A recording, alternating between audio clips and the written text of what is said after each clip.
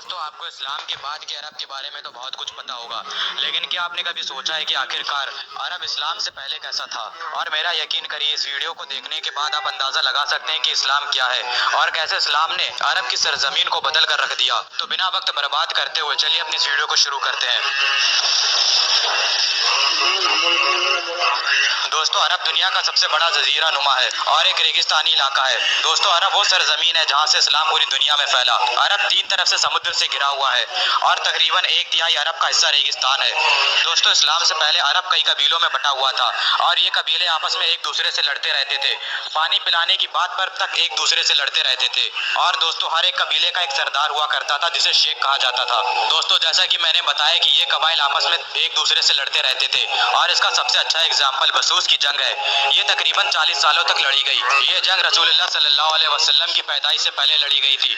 दोस्तों, ये जंग बनु बकर और बनु तगलिब के दरमियान लड़ी हुई थी। इस वक्त अरब की सरजमीन पर कोई भी कानून तक नहीं था। इस वक्त में अरब में औरतों की जिंदगी बद से बदतर थी। औरतों के पास ना ही उनके पास कोई हक था और ना ही उन्हें कोई इज्जत देता था।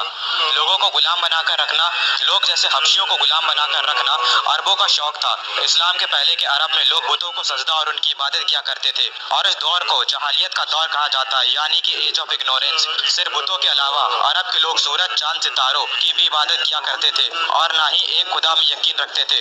दोस्तों, सिर्फ काबे के अंदर ही 360 बुत मौजूद थे। दोस्तों, इस वक्त के अरब में सिर्फ आदमियों के पास ही सारे अधिकार मौजूद थे। एक आदमी कितनी भी औरतों से शादी कर सकता था। इसको हटाकर इस्लाम ने सिर्फ 4 की इजाजत दी। शराब का नशा करना अरबियों के बीच आम था। लोगों को गुलाम बनाकर खरीदना और बेचना आम था। दोस्तों, इस वक्त यहूदी अरब की सरजमीन पर सबसे ज्यादा दौलतमंद वाले लोग थे जिनके पास खूब सारी जमीन मौजूद थी। दोस्तों, इस वक्त अरब में आदमी और औरत इस तरह से बेचे जाते थे जैसे जानवर। अगर अरब में कोई शहर इस वक्त मौजूद था तो वो थे मक्का और यथरिब, जो हिजाज में मौजूद थे। और मक्का के ज्यादातर लोग ताजिर थे। तिजारत की वजह से ये अरबी सीरिया, यमन और इराक भी जाया करते थे और हिंदुस्तान से भी इनके अरबियों के रिश्ते बहुत पहले से थे। इस वक्त के अरब में कोई भी सरकार नहीं थी। सालों तक अरबी ऐसे ही रहे। कोई लॉ एंड ऑर्डर नहीं था। सिर्फ कबीले ही हुआ करते थे जो अपने लोगों की हिफाजत किया करते थे, चाहे उन्होंने कोई क्राइम तक क्यों ना किया हो। तकरीबन 7 तरह के लोग अरब में मौजूद थे। पहले जो बुतों की इबादत किया करते थे और काबे में 360 बुत रखे हुए थे। दूसरे एथिस्ट, जो किसी को भी नहीं मानते थे। तीसरे जिंदिक्स, जो 2 खुदाओं की इबादत किया करते थे। उनका मानना था कि ये दोनों खुदा आपस में एक दूसरे से लड़ रहे हैं। चौथे सबाइंस, जो सितारों की इबादत किया करते थे। यहूदी, जो फिलिस्तीन और सीरिया से निकाले जाने के बाद अरब के खैबर, यथरिब और फदक जैसे इलाकों में आकर बस गए थे। ईसाई, जो ईसा अलैहिस्सलाम को खुदा का बेटा मानते थे। और आखिरी मोनोथीस्ट, जो रसूल अल्लाह के खानदान के लोग थे, जैसे कि हजरत अली, जिनका कबाइल बनु हाशिम था, जो बुतों की इबादत नहीं किया करते थे और हजरत इब्राहिम के रास्ते पर चला करते थे।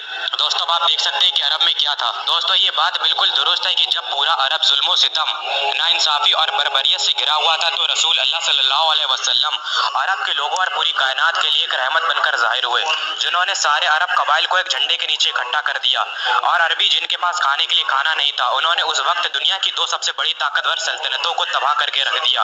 और अल्लाह ने कुरान की शक्ल में उन अरबियों को इल्म दिया। वो अरब जहाँ गुलामों के साथ जुल्म होते थे, उस अरब में इस्लाम ने हजरत बिलाल को एक अहम मुकाम से नवाजा। वो अरब जहाँ पर औरतों के पास कोई हक नहीं था और कोई राइट नहीं था, औरतों को कुछ नहीं समझा जाता था, वहाँ इस्लाम ने औरतों को इज्जत दी। और अब आप अंदाजा लगा सकते हैं कि इस्लाम क्या है। और आपको लगता है कि जो लोग आज इस्लाम के खिलाफ लड़ रहे हैं वो कभी कामयाब होंगे? बिल्कुल भी नहीं। उम्मीद है कि ये वीडियो आपको पसंद आई होगी और ऐसी मालूमात वीडियोस के लिए हमारे चैनल को सब्सक्राइब करें। तब तक के लिए अल्लाह हाफिज।